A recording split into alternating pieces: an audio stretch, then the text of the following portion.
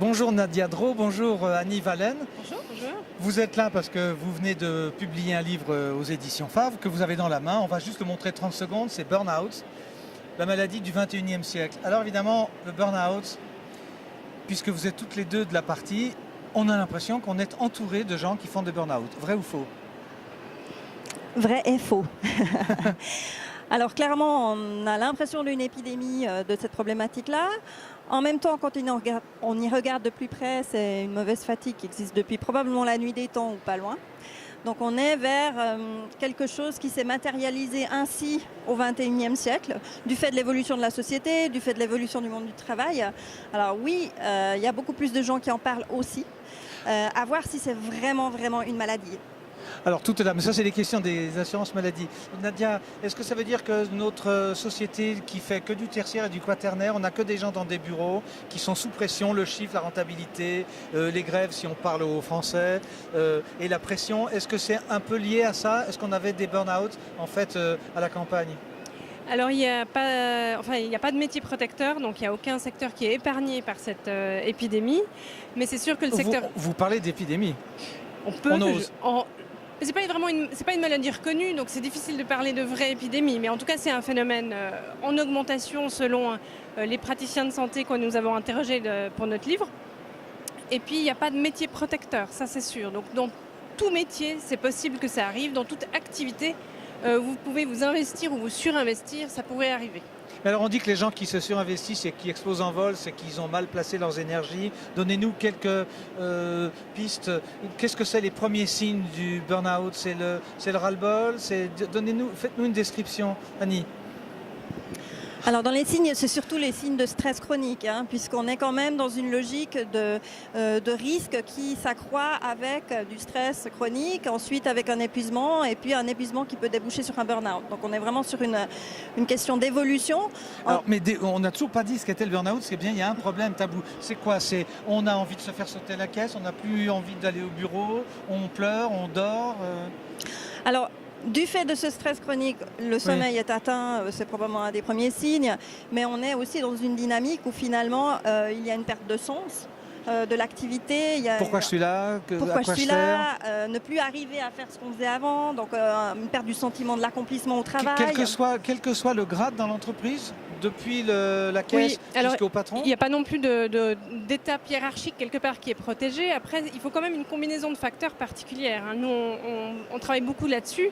Donc, vous devez réunir trois choses en même temps pour avoir un burn-out. Donc, vous devez avoir des conditions de travail qui permettent de s'épuiser, des caractéristiques individuelles qui permettent de s'épuiser. Et là, on va au prud'homme, généralement, pour ça, non? Et un contexte social et familial qui permet de s'épuiser aussi. Donc, en gros, si vous avez des problèmes au travail, que vous vous surinvestissez et que vous traversez un divorce, la combinaison de facteurs de risque, elle est très présente.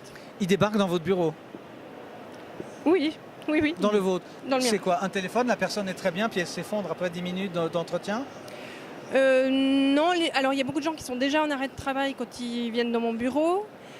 Ils ont déjà obtenu un arrêt maladie, entre guillemets? Oui, parce qu'ils ont été chez leur médecin qui a considéré que leur état demandait un arrêt de travail. Alors il dit il y a trop de travail, fatigue excessive. Ils n'arrivent plus à se concentrer, des problèmes de mémoire, des problèmes de ralentissement, de l'irritabilité à n'en plus finir, le sommeil qui est dérangé, la prise d'alimentation qui est dérangée. Enfin, c'est très vaste en termes de symptômes. Oui, et vous, alors vous intervenez à quel moment? Au moment où on prescrit d'aller voir quelqu'un? De consulter? Alors, justement, on est très complémentaires dans nos approches parce que Nadia va finalement accueillir les gens lorsqu'ils sont usés. Et puis moi, j'ai plutôt une intervention au niveau de l'organisation pour essayer de regarder quels éléments du contexte de travail en particulier. Mais vous allez chez le patron? Oui, tout à fait. Donc moi, je travaille dans les entreprises. Bonjour, police. Pas du tout. Alors, on n'est pas du tout dans cette approche-là. On est vraiment dans les 3 niveaux de prévention. Nadia va être dans la prévention tertiaire, donc une fois qu'on s'est usé au travail, comment est-ce qu'on peut faire pour se rétablir? Rien à voir avec la sécurité du travail, etc. Non. C'est quel palier d'intervention? Le médecin? C'est sur l'ordonnance du médecin que vous intervenez? Non. Alors, Non, mais toi, tu vas travailler dans la prévention primaire et secondaire, donc avant que les problèmes soient là. Et là, oui, ça concerne la sécurité au travail, puisqu'il s'agit des risques, les facteurs de risque psychosociaux. Mais donc, tout ce qui génère le stress au travail. On est dans les sujets tabous. On peut dire ça va pas là, ça va pas le mariage, ça va pas les enfants, blablabla. Bla, bla. Quand est-ce que vous arrivez à débusquer le vrai problème? Vous, est-ce que c'est vous qui faites ça ou le médecin a déjà tout fait? Alors c'est dans l'anamnèse, c'est simplement que les gens racontent qu'est-ce qu'ils vivent dans leur environnement et c'est la description de ces conditions de travail qui permet de dire que c'est probablement un burn-out plus qu'une autre problématique. On va essayer d'aller assez rapidement, même si on a un peu de temps parce que vous êtes deux. À partir de quel moment on peut dire que c'est la faute à l'employé, la faute à l'entreprise? Alors justement, nous, on refuse d'entrer dans cette logique-là de responsabilité parce que la santé, c'est une co-responsabilité partagée dans l'entreprise. On a l'employeur qui a pour mission et comme devoir de protéger la santé physique et psychique de ses collaborateurs. C'est pas une question de temps, c'est vraiment une question de quel modèle d'organisation du travail je mets en place pour générer le moins de risques et renforcer les ressources. Donc finalement, si Nadia elle intervient quand les gens sont usés et viennent la voir, eh bien moi je suis souvent appelée quand une organisation, un patron, une PME dit voilà, nous on a plusieurs cas de gens qui s'épuisent, il faut quand même qu'on se pose des questions sur ce qui génère cette problématique. Donc il y a un facteur statistique qui peut entrer en jeu, de se dire c'est pas normal. Par exemple, le facteur d'absence, le taux d'absentéisme ou les performances de l'organisation qui baissent. Donc voilà. En France, quand on a vu en France que ça n'arrive pas trop en Suisse, je crois, les gens qui se défenestrent dans des grandes entreprises, on pense, on ne va pas les nommer mais on reconnaîtra, on se dit mais est-ce que c'est normal? Évidemment que non. Non, mais la question... Non, mais, ils auraient dû le faire depuis longtemps, mais peut-être qu'on n'en parlait pas. Vous avez il y a une partie d'analyse pour vous quand même. Oui. Alors, il faut quand même bien voir qu'en France, ce que vous avez fait de bien, c'est que vous avez maintenant dans les entreprises une obligation de prévention des risques psychosociaux du stress. Ce n'est pas le cas en Suisse? Non, ce n'est pas le cas en Suisse. On est beaucoup plus libéral. On n'a aussi pas justement une reconnaissance de cette pathologie-là. Déjà, ce n'est pas une maladie au sens des classifications officielles. Et chez nous, on n'a aucune obligation de prévenir ceci, si ce n'est l'article de loi qui dit protection de la personnalité et de la santé physique et psychique. Mais il faudrait une initiative populaire pour arriver à faire changer ça vient. Ça vient. À partir de quel moment on peut dire que la personne est effectivement en danger et que ce n'est pas du bluff ou du chiquet, ces comportements, parce qu'il y a aussi cette partie importante. Quand est-ce que vous pouvez dire non, cette personne-là, il faut vraiment faire quelque chose et par exemple la mettre à l'AI ou prendre des mesures? Alors l'AI, c'est encore une autre question, tout au bout, c'est une là, autre catégorie. Ça serait si le burn-out s'est transformé en dépression de laquelle on n'a pas réussi à sortir. Donc ça, c'est vraiment un peu en bout de course. Ça vous échappe, ça? Si c'est une dépression, il faut aller voir un psychologue, un psychiatre, un analyste? Ça dépend à quoi elle est liée. Si c'est une dépression suite à un burn-out, oui, nous, on va pouvoir faire une partie du travail, mais probablement pas tout. Mais l'AI, ce serait vraiment... Chez nous, il y a ce qu'on appelle la détection précoce. Donc ça peut intervenir dans les 3 mois suivant l'arrêt maladie. Et la détection précoce, c'est le patient, entre guillemets, ou c'est... Non, alors ça, c'est l'AI qui fait un processus de réintégration. Oui, voilà. Ah oui, vous répondez vraiment à ma question, là. D'accord. Donc, on est dans les cas extrêmes. On va essayer de finir le sujet en plus léger. Est-ce qu'on se sort du burn-out, Annie? Oui, alors il y a une vie après le burn-out. Il y a une croyance comme quoi, après ce syndrome-là, on ne peut pas revenir dans son activité initiale. Je crois que ce n'est pas exact. Il y a des gens qui reviennent, mais qui changent leur manière d'appréhender le travail, qui changent leur environnement de travail. Et puis, il y a des gens qui décident de changer, soit à l'interne de l'entreprise quand c'est possible, ou alors qui changent carrément de vie.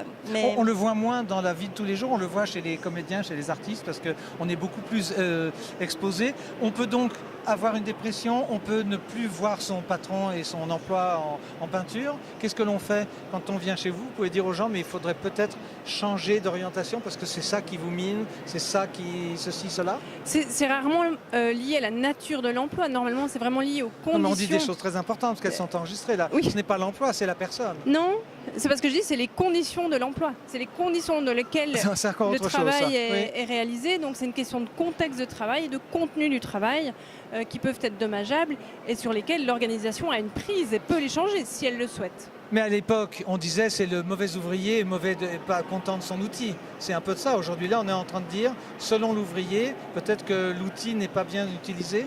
Non, je pense pas parce que les gens qui font des burn-out, ce sont les bons outils, c'est les bons ouvriers, c'est les surinvestis, c'est ceux qui seront toujours là, qui vont toujours faire le boulot. Donc le burn-out, c'est définitivement pas pour les faibles. Le conseil, c'est de ne pas se surinvestir? Le De se conseil, hâter lentement, comme dit le manuel militaire.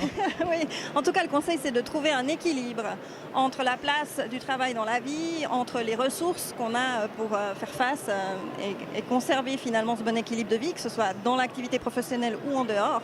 Donc c'est de garder bonne raison en tout, on pourrait dire. Oui, c'est-à-dire que quand on va sortir du salon, là, nous, on a 3 jours à fond, mais il y a la passion, on aime ça, on ne s'est jamais plaint de quoi que ce soit, parce qu'on se fatigue, c'est la bonne fatigue, et vous parlez, elle, de la mauvaise fatigue qui mine. Voilà. Le bore-out, c'est quoi par rapport au burn-out? Alors écoutez, nous on trouve que ces distinctions sont parlez, un petit peu factices, hein, mais disons que peut-être que le mécanisme de genèse de cette mauvaise fatigue est un petit peu différent avec le bore-out. C'est l'histoire un petit peu du placard, hein, quelqu'un qui n'a pas la possibilité de mettre ses compétences en valeur et puis d'être utile finalement. Hein. Mais le phénomène de stress chronique reste le même. C'est que si vous n'avez rien à faire, vous allez être sacrément stressé. Oui, vous le décrivez très bien dans le livre. Vous avez une forme de sentiment d'inutilité, etc., qui est terrible à vivre. Et on est d'accord que si il y a harcèlement, c'est autre chose. Ça, c'est qu'il y a d'autres procédures. Hein. Alors le harcèlement peut provoquer un burn-out aussi. Oui, voilà. C'est pour ça parce que vous parlez de ça que je me dis, mais à ce moment-là, c'est la procédure, c'est les prud'hommes, c'est un avocat, etc. Vous êtes positive et favorable. On va se sortir de ce goulet d'étranglement? C'est la dernière question à 100 sous.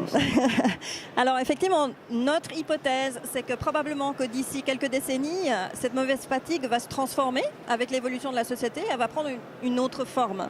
Donc oui, on va s'en sortir, mais on va déplacer finalement les manifestations, les symptômes ou vers quelque chose d'autre qui s'adaptera finalement aux évolutions de la société comme ça l'a toujours fait. Votre version?